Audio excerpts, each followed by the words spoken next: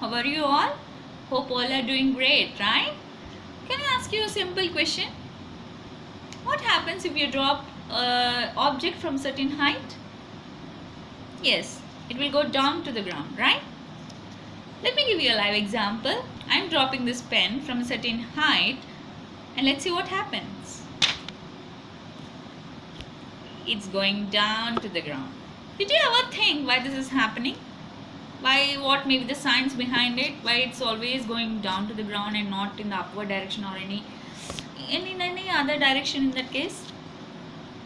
My name is Shailaja. I am here to explain you a wonderful and an interesting topic in physics known as gravitation. Let's get down into it. So we all know that for an object to create motion, an external force or a force within itself is required, right?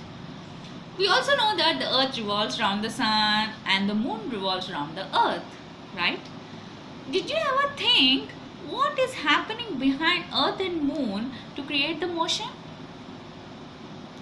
So there must be definitely some force behind these things to create motion, right? Yes. A famous scientist named Isaac Newton found out that there is a force called gravitational force that is being responsible for these objects to create the motion to occur. So I'm going to explain the topics in gravitation are universal law of gravitation. This is very important topic. This helps in solving problems and also to know things better. So and another topic is motion of objects under the influence of gravitational force on the earth and how the weight of the body varies from one place to another. Do you know the weight of the body on earth will not be the same on moon or in any other planet in that case? Interesting, right? Yes, I will let you know about this in the further classes. And last but not the least, the condition of the objects to float in the water. So let's get to know about the universal law of gravitation. Every object in this universe attracts every other object with a force which is directly proportional to the product of the masses of the two objects and inversely proportional to the distance square. That is the square of the distance. So we can write it in the formula as F is equal to G into M into M. The M and M are the one is small m and another is the capital M. The capital M and small m are the masses of the objects, two objects, by d square, and d is the distance between the two objects. Here we all know that in order to remove the proportionality sign, as we told that the force is directly proportional to the product of the masses and the inversely proportional distance square, we need to remove the proportions to create an equation, right? So in order to do that, we need to introduce a constant. So here the G is the constant and it is named as the universal gravitational constant. And the value of G is founded by the Henry Cavendish. He is also a famous scientist, by using a sensitive balances experiment, and he founded the value of G as 6.673 into 10 to the power of minus 11 Newton meter square per kg square. What is the unit? Newton meter square per kg square, right?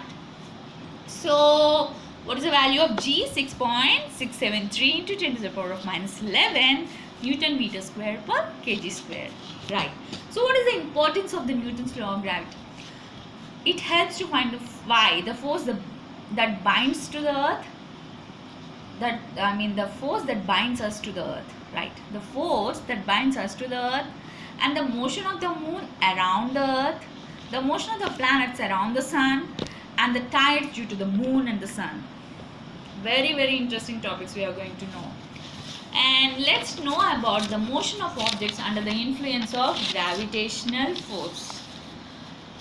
Take a sheet of paper and a stone and make it fall from certain height, like from first floor balcony or the second floor balcony from your apartments.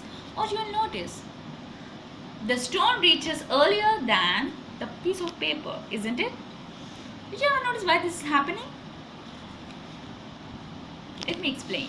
This happens because the air offers resistance due to the friction of the motion of falling objects.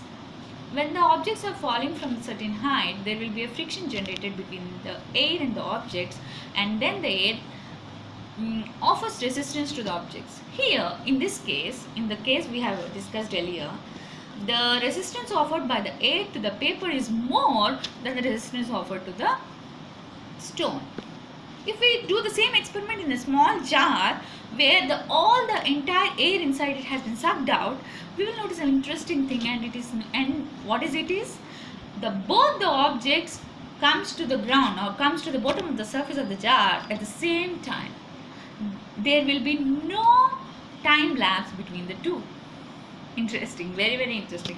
We are going to discuss more interesting things about this in future classes, and please let me know if you have any doubts without any hesitation. And we all know that the Byju's helps to make things learn in a fun way rather than in any tedious or tedious process.